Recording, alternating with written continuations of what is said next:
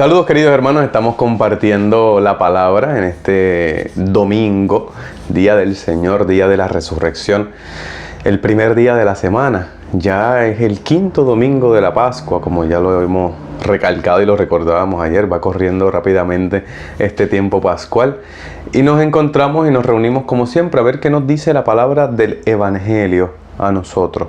¿Qué nos dice el Señor en este texto que nos regala la iglesia en este quinto domingo? Ayer contemplábamos esas primeras lecturas de este domingo en donde se nos invitaba a reconocer la diversidad que hay entre todos nosotros, pero cómo la gracia, la presencia, la ayuda de Dios hace que nuestra diversidad pueda ser unificada, no asimilada, no igualada. No es que nuestra diversidad la perdamos cuando nos juntamos con otros que son diferentes, sino que sea unida, que pueda estar unida. Así que lo contemplábamos ayer y hoy continuamos con esta liturgia de la palabra que, como decía, todas estas primeras lecturas preparan al Evangelio, que en nuestra celebración cristiana, en la celebración de la misa, sabemos que el Evangelio tiene primacía, tiene prioridad. Por eso también incluso hasta en los gestos uno se pone de pie, se hace un cántico, el aleluya o alguna aclamación al Evangelio, se llevan cirios encendidos, se le echa incienso si se puede. Hay una prioridad para el Evangelio, no solamente, como decían, los gestos y ritos, sino también como lectura, como contenido de la palabra. Entonces, en estas lecturas que nos fueron preparando, reconociendo a Dios como el Dios de los judíos, de los paganos, de todos los que somos diferentes, y Él es el que nos une, el que nos hace uno. En ese contenido de la palabra de este domingo entramos en el Evangelio que está tomado de Juan capítulo 14 del 1 al 12. Es el Evangelio de este domingo, en el que contemplamos el contexto, el ambiente en el que se desarrolla el Evangelio de este domingo. Es el contexto de la última cena, donde están los discípulos reunidos con el Señor. Luego del lavatorio de los pies, que fue en el capítulo 13, luego de aquellos discursos en el que el Señor le da acerca del siervo y del amo, del que envía y del que es enviado, viene el Señor entonces a tocar un tema que va mirando hacia el más allá. Va contemplando que esta comunidad diversa, diferente que tiene el Señor delante de Él, es una comunidad que está invitada también a avanzar, a crecer, a una comunidad que se ha unido a Él, y uniéndose a Él se han unido también al Padre del cielo, y es una unión estable. Estamos en el Evangelio según San Juan. Esto es bueno recordarlo porque también hay que ubicarlo dentro del contexto del libro que se encuentra. El Evangelio según San Juan, uno de los momentos del Evangelio, al inicio del Evangelio, uno de los discípulos o unos discípulos de Juan el Bautista fueron detrás de Jesús. Estamos hablando del capítulo segundo, si no me equivoco, lo estoy diciendo de memoria, pero creo que el capítulo segundo del Evangelio según San Juan. Estos discípulos de Juan el Bautista van detrás del Señor. ¿Qué pregunta le hacen ellos a Jesús? No le preguntan quién eres, no le preguntan de dónde vienes, sino le dicen: Maestro, ¿dónde vives? Y luego el Señor le dice: vengan y lo verán. Luego añade el que va narrando: fueron, vieron dónde vivía y se quedaron con él aquel día. Y luego añade el horario: serían las 4 de la tarde, traducido a nuestros horarios.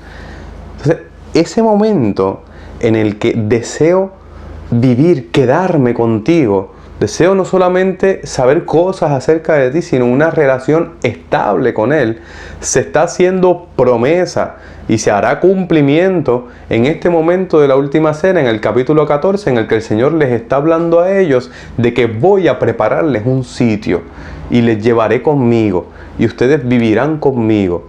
Es el discurso que le está dando el Señor, y el Señor le dice: y a donde yo voy ustedes ya saben cuál es el camino.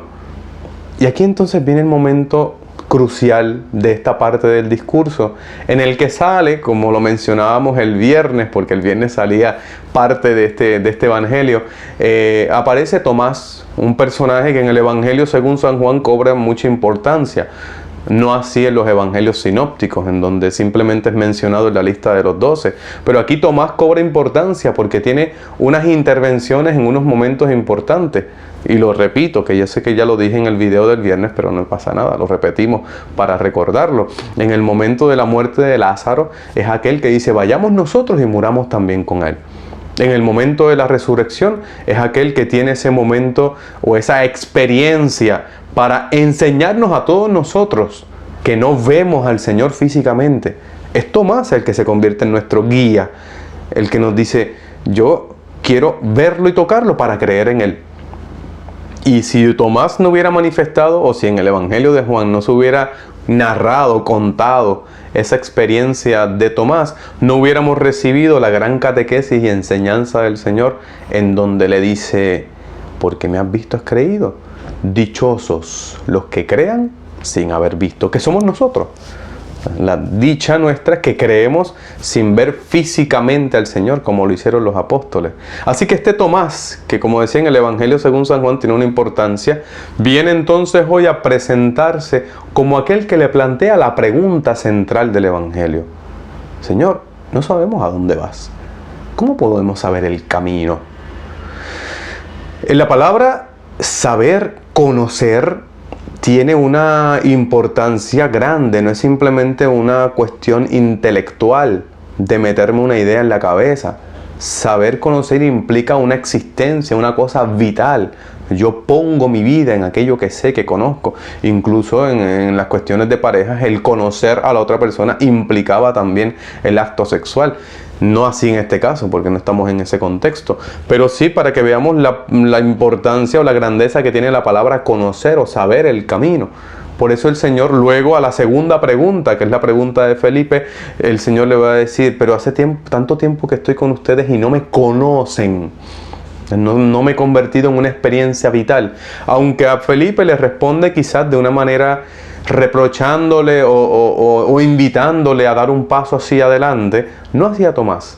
Fíjate que a Tomás le responde inmediatamente, yo soy, con uno de los 7 yo soy que aparece en el Evangelio según San Juan, que son centrales para poder descubrir no solo el contenido del Evangelio, sino la persona de Jesús. Yo soy el camino y la verdad y la vida. Nadie va al Padre sino por mí. Cuando decimos nadie va al Padre sino por mí, nos trae a la memoria el domingo pasado. Yo soy la puerta. El que entre por mí se salvará, estará salvo. Entonces, nadie va al Padre sino por mí. Ese por mí que aparece en el Evangelio de hoy es el por mí que aparecía en el Evangelio del domingo pasado. Es Jesús que se convierte en la vía, en el camino, ir por Jesús. De hecho, en nuestra doxología, que es ese dar gloria a Dios que utilizamos en la celebración de la misa, en la liturgia, por Cristo, con Él y en Él. A ti, Dios Padre Omnipotente. Entonces, por Jesucristo, a través de Él, lo necesitamos. Jesucristo es lo único necesario en nuestra vida para poder vivir bien. Lo veíamos ya, y perdona que haga referencia también al domingo pasado, pero podrán entrar y salir y encontrarán vida. Pasar a través de Jesucristo, que Jesucristo sea el camino, que Jesucristo sea la puerta, que Jesucristo sea la verdad, que va unido a lo que decíamos, a conocer, a creer. El Evangelio de este domingo empieza con creer en mí, y yo creo algo que es verdad, creo algo porque se me ha dado un testimonio y yo he visto que ese testimonio que me están dando es un testimonio verdadero, no me están engañando, sino que es verdad eso que me están anunciando. Entonces, camino, verdad, y es lo que me da vida, es lo que me hace vivir. La vida que no, en el Evangelio según San Juan, no es simplemente la bios, es decir, no es simplemente esta vida física, biológica, que terminará el día de nuestra muerte, sino que también es la zoe, que es otro nombre griego. Bios y zoe son dos nombres o dos palabras que se utiliza para el término vida. No se refiere simplemente a este cuerpo que está viviendo, sino la vida está hablándome de una vida eterna, está hablándome incluso de una vida que ha comenzado ya, pero que no termina, que continúa. Yo soy el camino, soy la verdad, soy la vida. Así que en este domingo veamos a Jesús así, y pidámosle que tengamos esa capacidad de Tomás, de poder preguntarle al Señor, ¿cuál es el camino? ¿Cuál es el camino para llegar a ti? ¿Cuál es el camino para alcanzar la vida?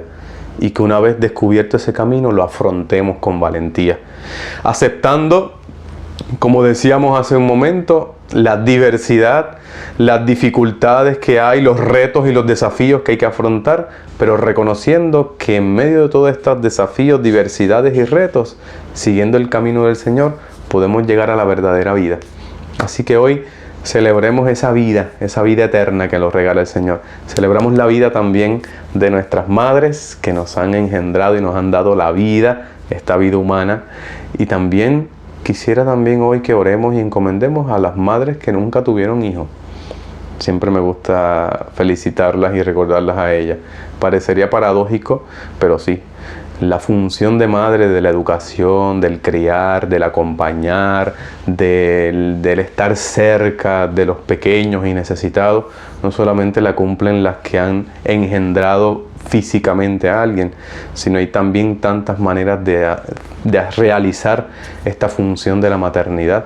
Así que a todas ellas también hoy les encomendamos y les felicitamos, y que el Señor les bendiga siempre, y Dios mediante nos encontramos mañana compartiendo la palabra.